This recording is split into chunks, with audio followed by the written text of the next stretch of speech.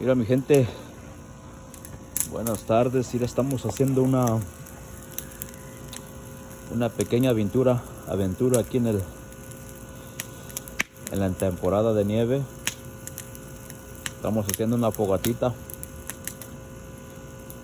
y lo estamos disfrutando de corazón, porque cualquiera puede decir: este cuate está loco, está haciendo fogata en medio de la nieve. Pero la verdad que disfrutarlo, porque es una o dos veces al año pasa esto, o a veces una o a veces nada. Fíjate que ya se calmó un poquito. Estamos haciendo una fogata bonita aquí afuera. Mire, porque lo que cayó ahorita es más hielo que nieve. Ya se está poniendo duro el piso. Entonces ahorita estamos tratando de disfrutarla. Y miren nomás, una fogatita al estilo rancho, al estilo allá en los pueblos de donde venimos.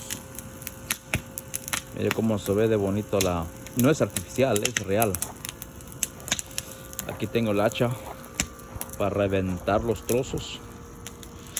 Tengo ocote, ahí tengo leña atrás para quemar al gusto ahorita, para disfrutar la tarde, porque al rato va a caer más. Aún hay 80-90% todavía, más al rato en la noche. Ahorita estamos disfrutando, miren nomás, bien tranquilo, a gusto ahorita. Hay que disfrutar cada día de tu vida, cada momento, porque mañana puede que ya no estemos.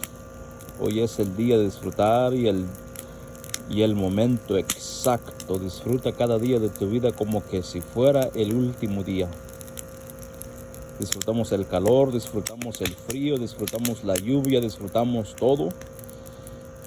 Porque mucha gente a veces nomás se la pasa quejando: ay, que mucho calor, que no puedo trabajar, mucho sudor, y que mucho frío, no puedo moverme porque hay mucho frío, o mucha lluvia, no se trabaja.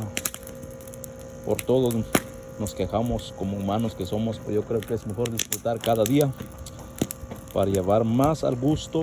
Y mientras disfrutas tu día, tu vida, es lo más importante que puede haber en la vida, porque nadie más te va a dar alegría más que tú cuando disfrutas cada día de tu vida. Bendiciones, amigos, feliz tarde, espero que la estén disfrutando muy bien también. Aunque sí está frío, pero con esta fogata el frío se va.